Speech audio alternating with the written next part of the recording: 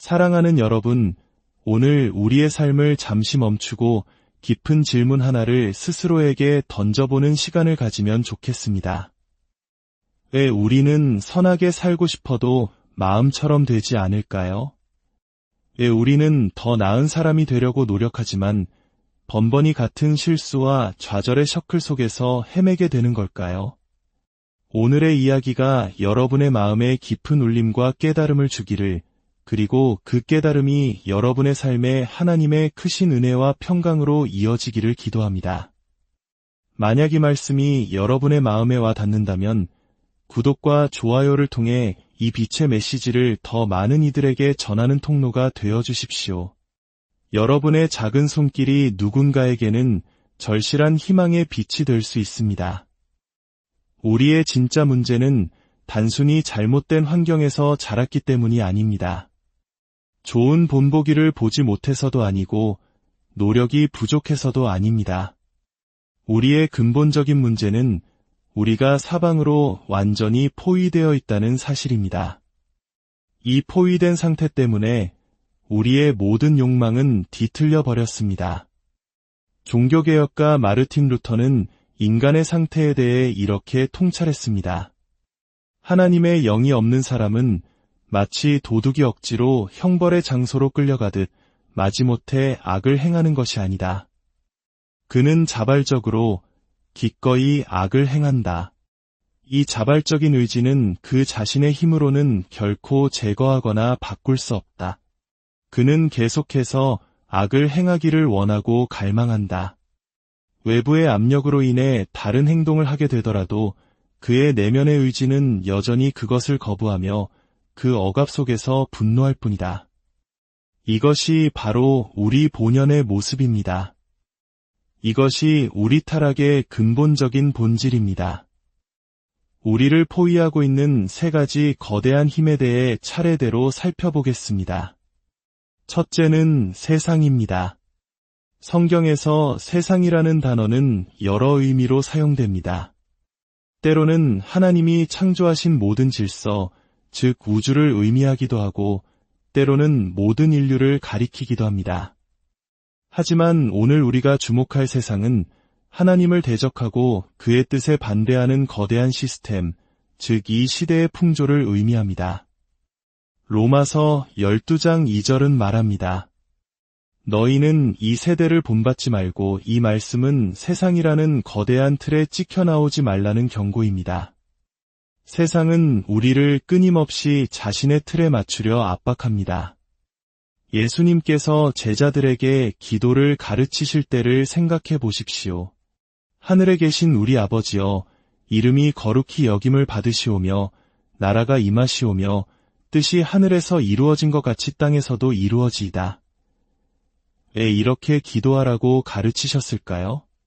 바로 이 땅, 이 세상이 하나님의 뜻과 반대 방향으로 달려가고 있기 때문입니다.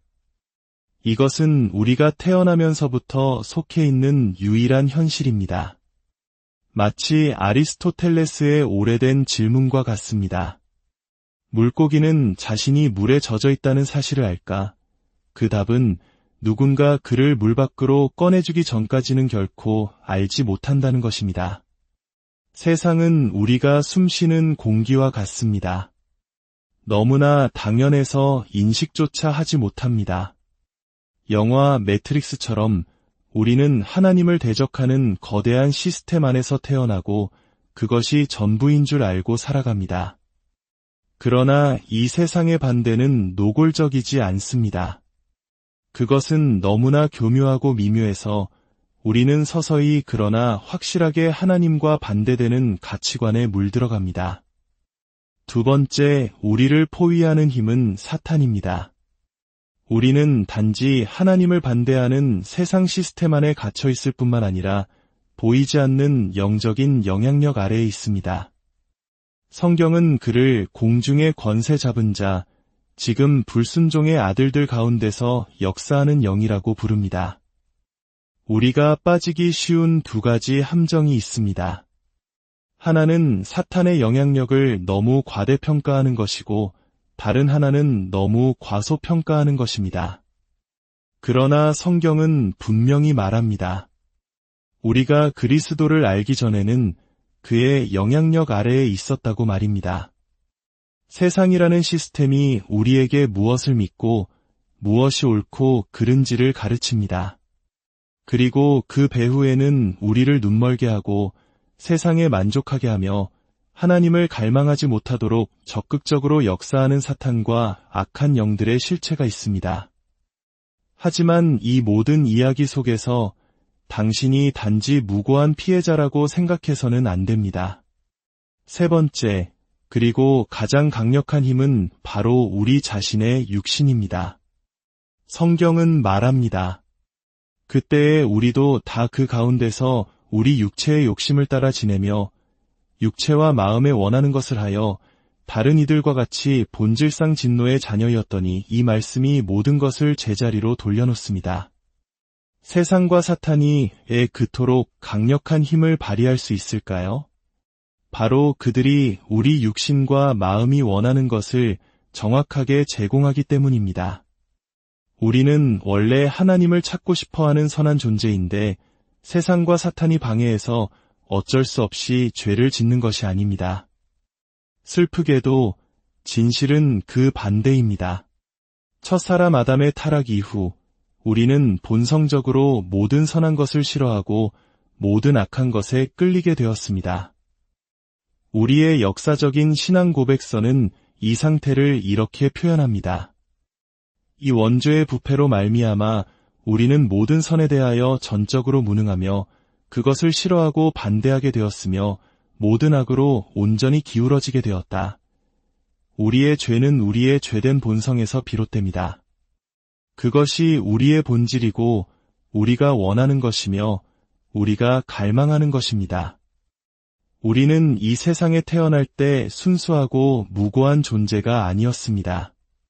우리는 이미 하나님을 대적하는 육체의 욕망, 하나님으로부터 멀어진 몸과 마음의 갈망을 가지고 태어났습니다.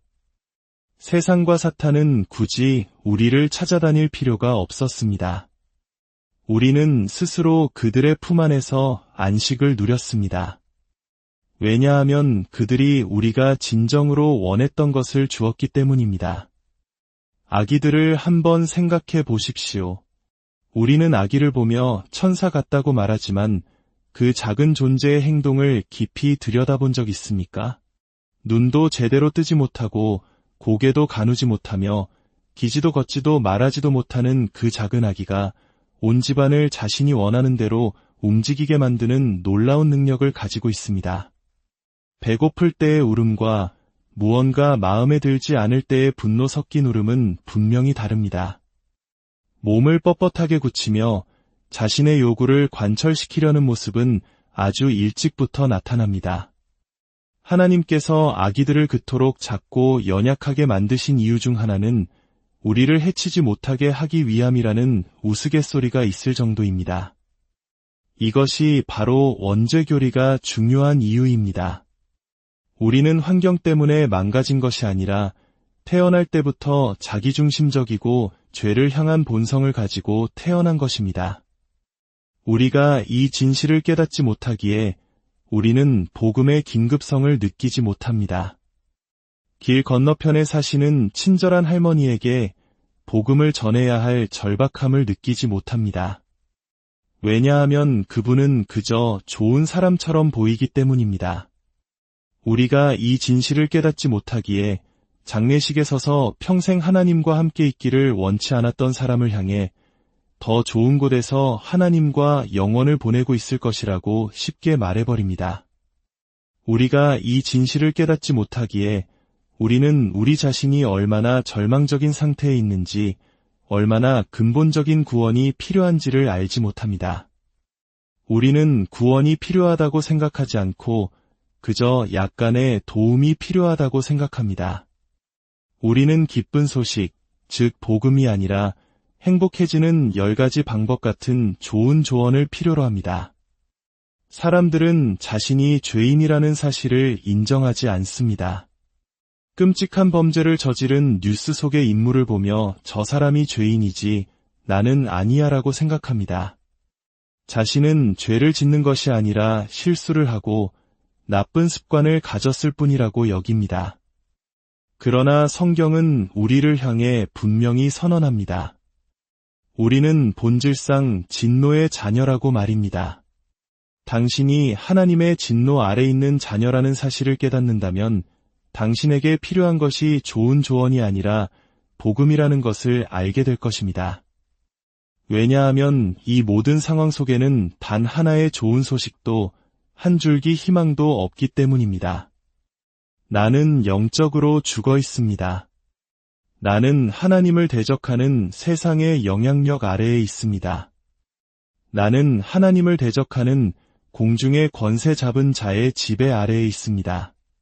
그리고 최악은 내 육신, 내 몸과 마음이 바로 그 상태를 좋아하고 원하며 하나님을 원하지 않는다는 것입니다. 나는 하나님의 원수이며 그의 진노를 받기에 마땅합니다. 우리는 어디에서 구원을 받아야 할까요?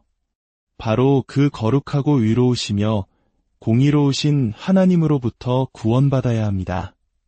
바로 그 절망의 지점에서 성경은 가장 위대한 반전을 선포합니다. 그러나 긍휼이 풍성하신 하나님이 우리를 사랑하신 그 큰 사랑을 인하여 허물로 죽은 우리를 그리스도와 함께 살리셨고, 그러나 하나님이 여기에는 당신이 기여할 수 있는 공간이 단 1mm도 없습니다. 하나님이 당신 안에서 무언가 특별한 가능성을 보셨기 때문이 아닙니다. 당신 안에 다른 사람들보다 뛰어난 무언가가 있었기 때문도 아닙니다. 정답은 오직 하나, 그러나 하나님이입니다. 당신은 죽어 있었습니다. 물에 빠져 허우적거리는 당신에게 하나님이 구명튜브를 던져주셨고, 당신이 그것을 붙잡아야 구원받는다는 비유를 수없이 들어보셨을 겁니다. 하지만 성경은 그 비유가 틀렸다고 말합니다. 왜냐하면 죽은 사람은 아무것도 붙잡을 수 없기 때문입니다. 당신은 거의 죽은 상태가 아니었습니다. 당신은 완전히 100% 죽어 있었습니다. 썩어가는 시체였습니다. 이는 당신의 유일한 희망이 오직 하나님의 은혜에 있음을 의미합니다. 하나님은 우리를 그리스도와 함께 살리셨습니다. 이것이 바로 중생, 즉 거듭남의 교리입니다. 하나님께서 우리를 다시 태어나게 하시는 것입니다. 당신이 스스로를 처음 태어나게 할 수 없었던 것처럼 당신은 스스로를 거듭나게 할 수도 없습니다. 거듭남은 전적인 하나님의 사역이며 초자연적인 기적입니다. 그것은 당신이 요청해서 얻는 것이 아닙니다. 죽은 당신은 그것을 요청할 지혜조차 없었습니다. 하나님은 오직 그의 은혜로 그의 영광을 위해 이 일을 행하십니다. 모든 것은 그리스도 때문이며 오직 은혜로만 가능한 일이었습니다. 사랑하는 여러분, 이 놀라운 진리 앞에 잠시 멈추어 서길 원합니다. 우리의 절망적인 상태와 그것을 뒤엎는 하나님의 일방적이고 압도적인 사랑을 묵상하십시오. 우리가 한 것은 아무것도 없으며 모든 것이 하나님의 은혜였음을 고백할 때 우리의 삶은 비로소 진정한 자유와 감격 속에서 다시 시작될 수 있습니다. 주님의 크신 사랑과 은혜가 오늘 이 말씀을 듣는 모든 분들의 삶에 강물처럼 흘러넘치기를, 그래서 세상이 줄 수 없는 참된 평안과 기쁨을 누리시기를 간절히 기도합니다.